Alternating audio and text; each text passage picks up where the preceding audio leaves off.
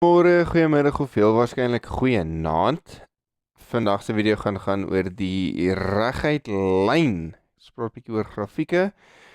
En hier is 'n verskriklike onnodige lang video.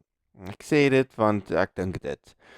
En ek gaan in van die plekkies gaan ek in half te veel detail ingaan wat eintlik maar onnodig is vir jou om 'n oorsigtelike idee te kry van wat die reguit lyn is. Maar die detail gaan dalk goed wees vir van julle. So ja, okay.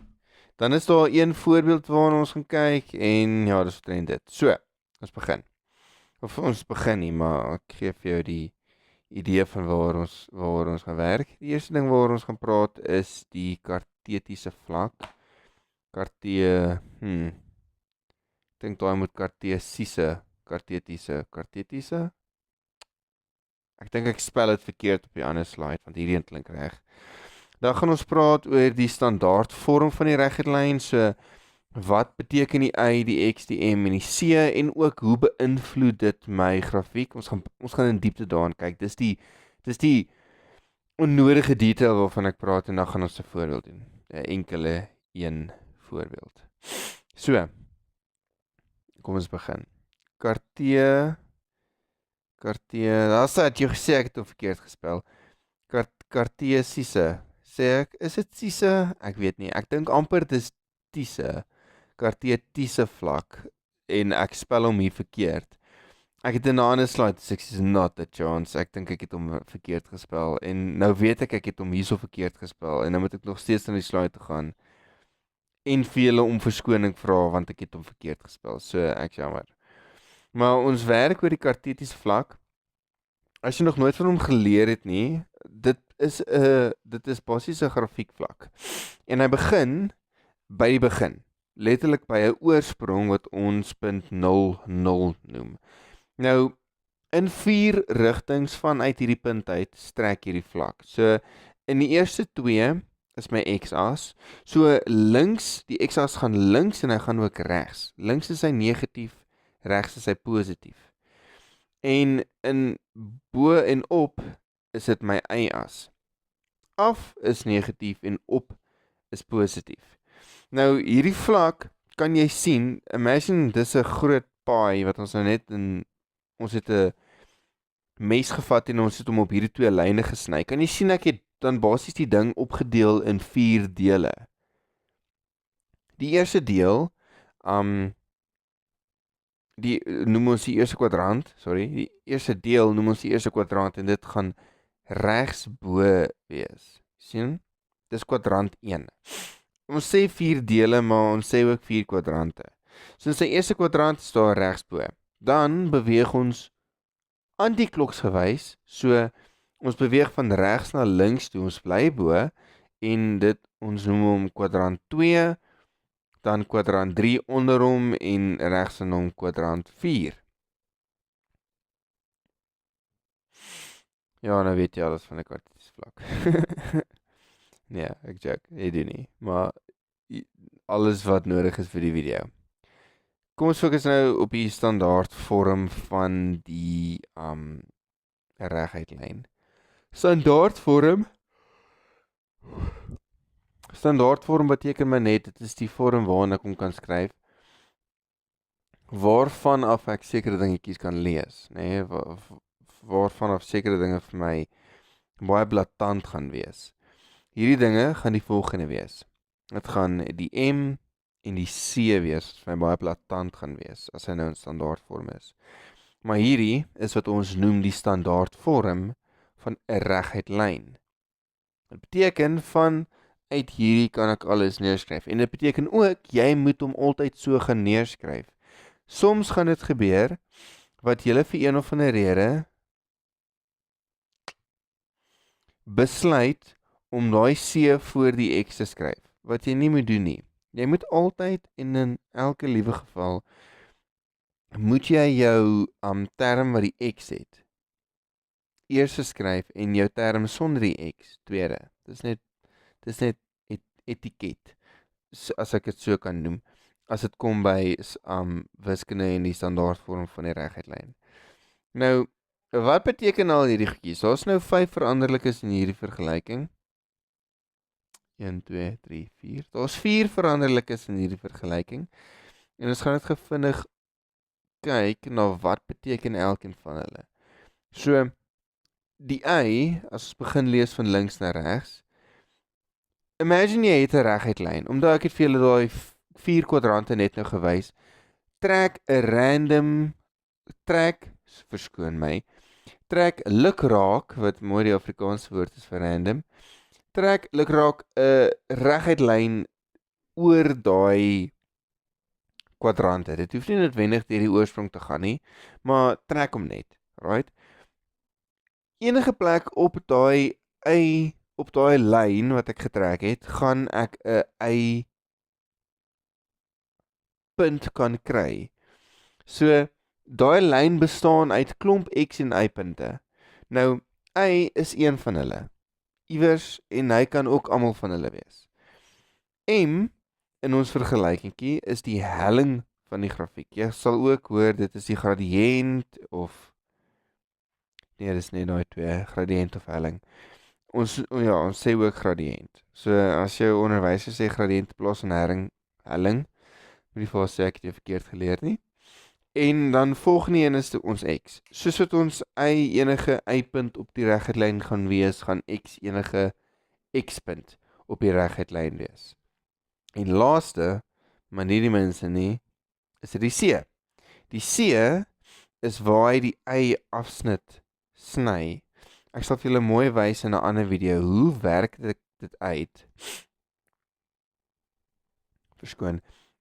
Hoe werk ek die y-afsnit uit en hoe werk ek dan 'n x-afsnit uit? Ek gaan so 'n video uitbring of op 'n stadium, as jy nou na hierdie video luister, bestaan daai video al klaar, heel waarskynlik. En sy naam gaan wees dubbel afsnit metode en die tabel metode, waarin ek dan mooi en bietjie ander diepte gaan oor hoe werk ek byvoorbeeld, of hoe skets ek byvoorbeeld 'n grafiek, spesifiek die reguit lyn grafiek, obviously. En wat beteken daai c dan eintlik? Want as ek x gelykstel aan 0, dan is y gelyk aan c, want hierdie hele middelse term val weg. As x gelyk is aan 0, luister wat ek sê, gaan hierdie hele middelse term wegval, dan gaan dit letterlik net wees y is gelyk aan c.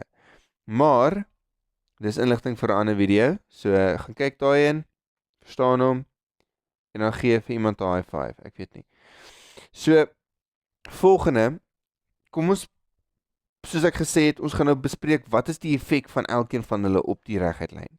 En dit is belangrik vir jou om hierdie agter te kom, of ten minste te raak te sien en te kan verstaan, want soms teken jy, of hulle gee vir jou grafiekie en hulle vra vir jou, bepaal die vergelyking van die reguit lyn. En dan is daar nou verskillende metodes vir jou om dit te doen, maar van julle werk ietsie vreemds uit, nee, dan kry jy daai c as soos 'n 85 plus 85. En dan is dit baie duidelik dat hy nie die y-afsnit sny by positief 85 nie, maar eerder by -4 of so iets. Dan moet jy kan agterkom, damn it, ek het 'n fout, 'n maalfout of 'n plusfout of 'n een of ander fout iewers gemaak. En ek moet net terug gaan werk en die regte c-waarde kry. So, dit is belangrik net vir jou om te sien, hoe lyk dit? Nee, hoe lyk die grafiek as hy 'n sekere c-waarde het? Ons eerste een, waarna ons gaan kyk, is seker die bekendste reguit lyn in die wêreld. Dit is hierdie en hierdie, hoor my, dit is hierdie en hier, waar as ek hom gaan trek, is my c 0, want hy sny die y-afsnit, die y-as, ek moes jy gesê, hierdie horisontale, hierdie vertikale lyn hier, op en af gaan. Dit is die y-afsnit, nee, so die c is basies waar sny die y-afsnit, so dit gaan wees reg by die oorsprong. Dit beteken dit gaan 0 wees. Sorry, verloor ek audio vir so 'n oomblik daar. Dit beteken hy gaan 0 wees, so c gaan in hierdie geval 0 wees. Hierdie is ook die bekendste moontlike reguitlyn. Daar verduidelik ek het, damn it, ek's goed. C is gelyk aan 0. Fantasties. Dis die bekendste moontlike reguitlyn in die wêreld, want sy helling is 1. Nou, ek gaan later 'n bietjie oor die helling verduidelik. En as jy nie grade so goed verstaan nie, vra ek om verskoning. Ek het net gedink 'n maklike manier om dit te verduidelik aan kinders is as sy helling 1 is, presies 1, dan daar kan jy sien ek het so graadetjie ingetrek 45. Hy gaan presies die helfte wees van 90 grade, want 1 kwadrant is 'n volle 90 grade. So hy begin by 0 en hy stop by 90. Dis 'n kwadrant. Dit is hoe ek 'n kwadrant nie noodwendig definieer nie, maar dit is 'n kwart van my volle omtrek. Okay? En daai 45 grade beteken maar net dat my M, my hellingkie, gaan 1 wees. So hierdie vergelyking van hierdie reguitlyn is Y is gelyk aan X. Y is gelyk aan X. Dis 'n vergelyking. Jy sal dit ook erken as jy byvoorbeeld praat oor direkte en indirekte redes, of grafieke wat direk of indirek is aan mekaar. Hierdie een gaan direk wees, want wat ook al met Y gebeur, gaan met X gebeur. Wat ook al met X gebeur, gaan met Y gebeur. Hulle is direk gelyk aan mekaar. Okay, ek verduidelik dit veel te veel. Kom ons gaan dan. Kom ons beweeg nou hierdie C. Nee, ek het nou vir julle die perfekte reguitlyn in die wêreld gegee en dis daai Y is gelyk aan X. Beteken sy C is 0, wat beteken hy sny die Y-as by 0. Maar wat as ek hom opskuif? Kyk, in hierdie geval skuif ek hom op met 1. Wat gaan my C dan wees? So, aangesien ek hom met 1 opgeskuif het, sny hy die Y-as daar by 1, daarom gaan my C 1 wees. Okay? Dis dit. Dis so makliker soos dit. Hierdie eerste vergelyking gaan weer wees, Y is gelyk aan X plus 1, want ek het hom 1 opgeskuif, maar my helling het nie verander nie. So die steilheid, so te sê, van die lyn het nie verander nie. Nou, wat as ek hom 1 afskuif? Wat dink jy gaan my C dan wees?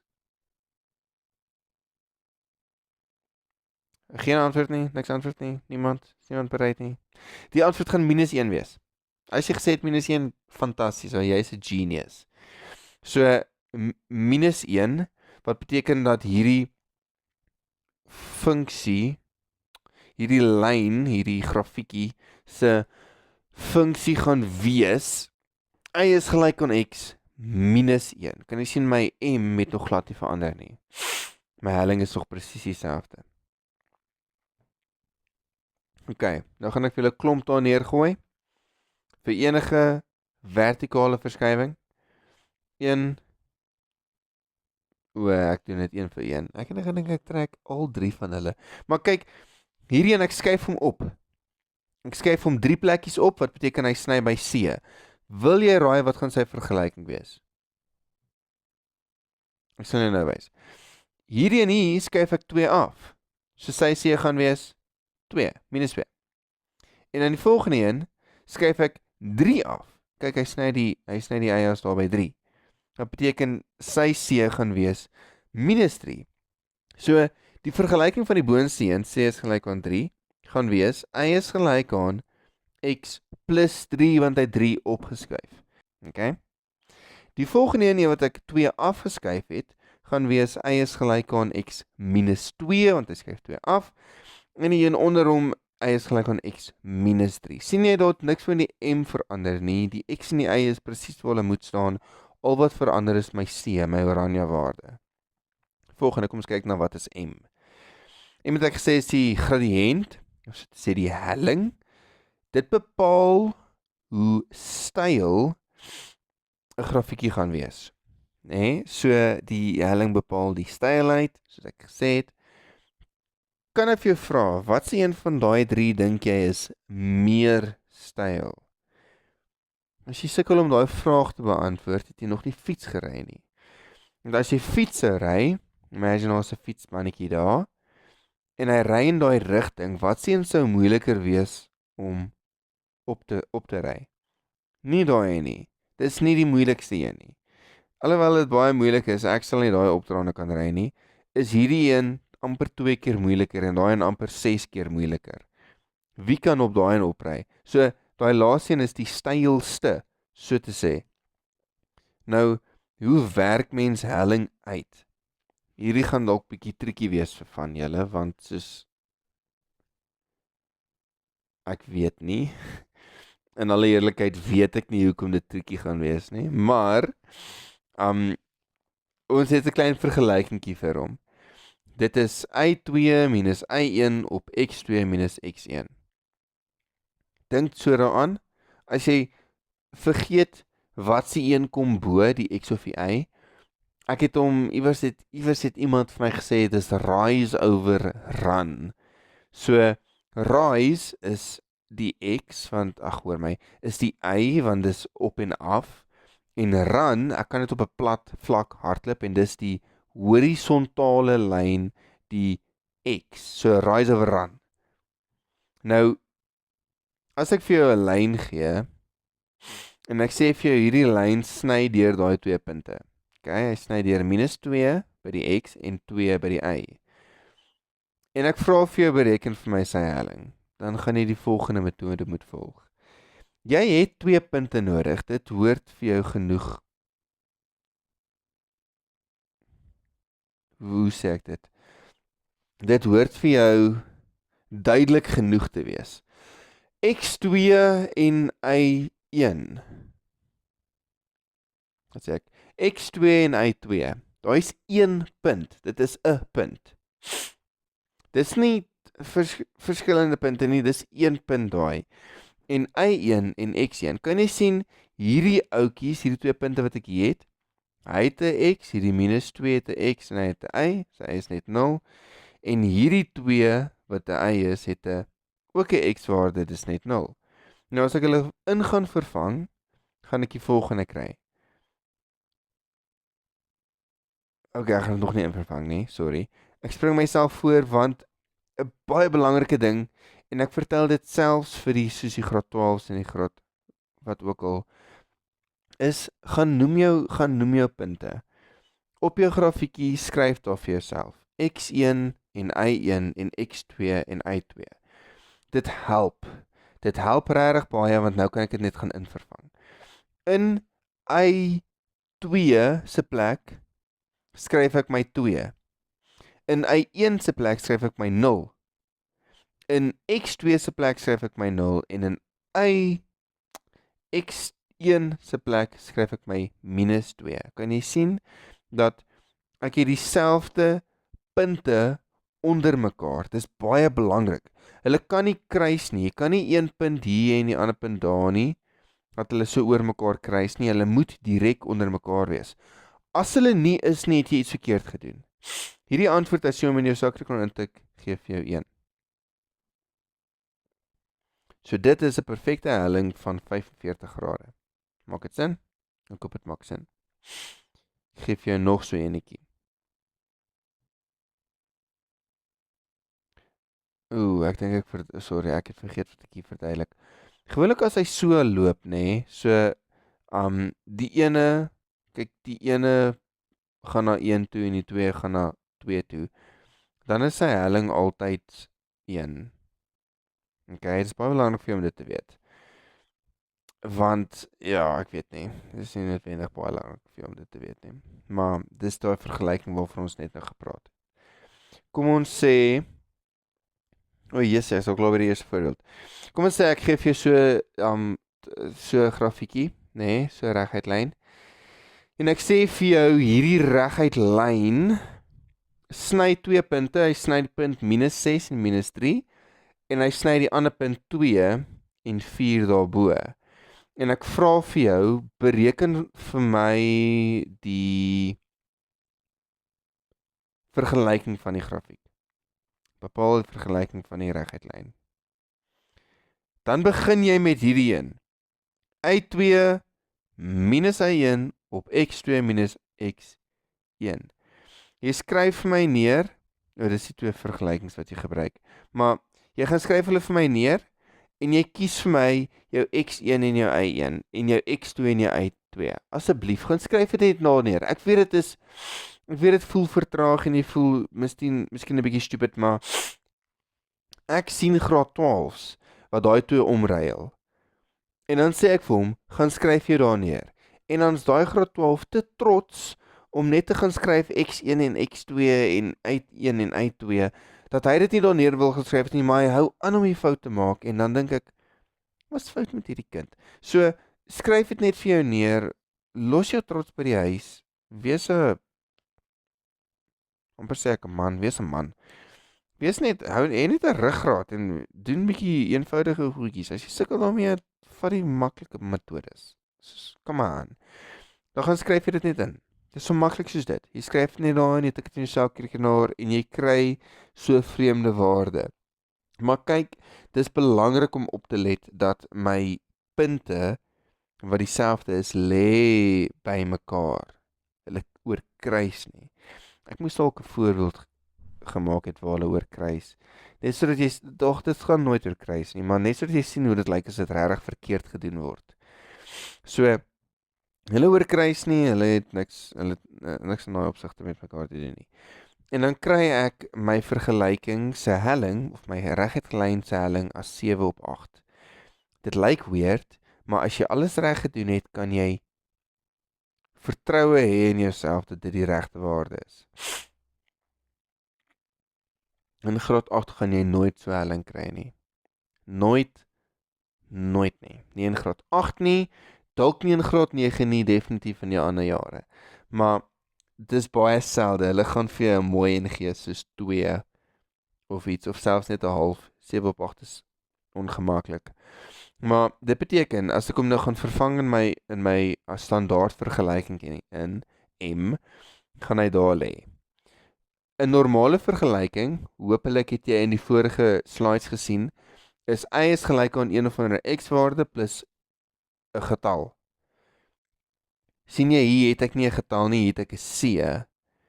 So wat jy moet doen, is vat enige van die punte wat vir jou gegee is.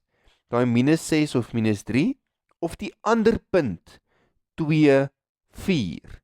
Dis 2 punte. Nee, dis nie 4 punte wat jy daar sien nie, daai is 2 punte op die kartesiese vlak. Een se x-waarde is -6, die ander een se x-waarde is 2. Een punt se y-waarde is -3, die ander een se y-waarde is 4. Daai is 2 punte. Ek wil dit in jou kop hamer, want jy kan nie net enige getal gaan vat en dit daar indruk nie. So, jy moet dieselfde punt se waardes vat en dit hier gaan insit. In y se plek gaan sit jy dan die y-waarde. Ek gaan daai 2 en 4 vat, want dit is makliker en ek hou nie van minusse nie. In x se plek sit ek dan my x-waarde, wat 2 is. So as jy dit gaan vervang, gaan dit so lyk. Laat ek hulle moet eers verdwyn. As jy dit vervang, gaan dit so lyk. In y se plek sit jy 4 en in x se plek, in 'n hakie, sit jy daai 2. Jy maal dan daai 7 en daai 8 op mekaar, né? Wat dan vir jou 4 op 7 gee.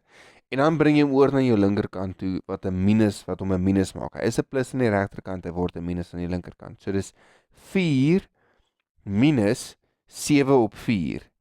Dit gee vir my 'n c-waarde van 9 op 4, en as ek hom dan in gaan vervang, kry ek y is gelyk aan 7 op 8 x plus 9 op 4. En dis my antwoord. Dis ook die einde van hierdie video. So, as jy regtig weet dat, okay, ek het alles reg gedoen, ek het alles mooi in vervang, ek het niks vreemd gedoen nie, dan kan jy vertroue hê in jouself dat hierdie die regte antwoord is, want dit is. So, ja, as jy nou die dubbelafsnit metode of die tabelmetode gebruik, gaan jy sien dat hy vir jou die presiese grafiek gee, wat vir ons in die begin gegee is, maar dit alles sal ek julle verduidelik in 'n ander video. Hy hoort hier iewers op te pop as 'n i. Ek weet nie waar nie, daar regs bo in die hoekie. So, ja, ek weet nie, ek hoop julle het dit geniet. En ek sien julle weer in die toekoms.